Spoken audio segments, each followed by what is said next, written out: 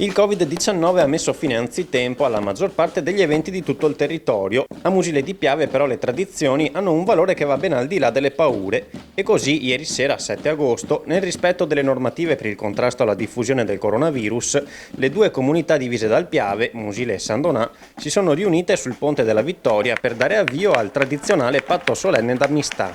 Ogni anno è un modo per rinsaldare l'amicizia con San Donà, ma anche per rispettare la nostra tradizione a cui sia i musilensi che i sandonatesi tengono molto, ed è un evento storico. Vivere un patto d'amistà con questo clima è triste, perché siamo abituati al 7 di agosto a vedere la piazza gremita, ma tutto sommato è stato un bene fare questo patto d'amistà e ripetere la tradizione, perché comunque è un modo anche per darci un entusiasmo nuovo per il futuro, è un modo per dire il Covid non ci deve fermare, anzi deve essere un modo, nel rispetto delle misure precauzionali, per continuare a credere nelle nostre tradizioni, nelle nostre cose, per fare anche festa, perché sono importanti per far incontrare le persone e soprattutto per dare la possibilità anche a chi non va in vacanza di passare dei bei momenti di gioia in compagnia. La cerimonia richiama la leggenda che fa risalire questo patto di amicizia tra le due comunità ai tempi del Medioevo, quando una disastrosa alluvione deviò il corso del Piave.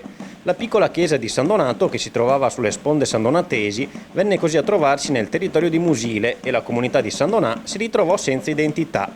Gli abitanti decisero quindi, con questo gesto pacifico, di mantenere il nome di San Donato all'attuale centro urbano di San Donà e in cambio avrebbero consegnato ai cittadini di Musile due caponi vivi.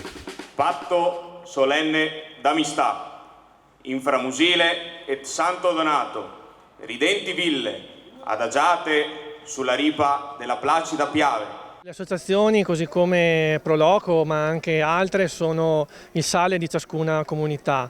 Il loro impegno, il loro sacrificio è assolutamente vitale per tenere vive le nostre comunità. È stato importante, anche in un anno complicato come quello che stiamo vivendo, rinnovare la tradizione del patto d'amistà. È la dimostrazione del fatto che con le dovute precauzioni con il virus si può convivere senza rinunciare alla vita di relazioni, che è un bisogno per ognuno di noi. Siamo un popolo che è uscito dalle guerre mondiali, è uscito dalle alluvioni, è uscito da Vaia, è uscito dall'acqua alta di Venezia dello scorso anno. Oggi usciremo anche da Covid, ma dobbiamo farlo tutti assieme, è un gioco di squadra. Credo che la dimostrazione stasera sia stata quella più bella, quella di una cittadinanza che vuole comunque ripartire, ma lo fa in modo attento a quelle che sono le disposizioni di legge e quindi anche le disposizioni del governatore Zaia e della Regione Veneto. E la Regione Veneto ha voluto essere al fianco appunto a queste iniziative per dare un messaggio di speranza.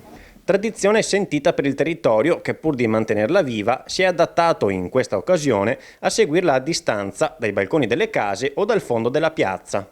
Sono tradizioni che sarebbe veramente un peccato mortale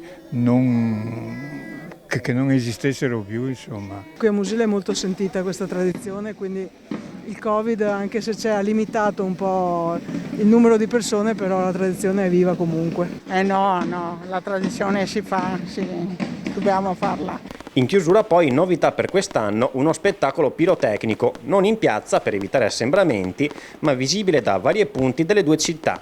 Un'esplosione di gioia, sperando veramente che si riescano a risolvere i problemi e che si riesca a superare un inverno in buone condizioni.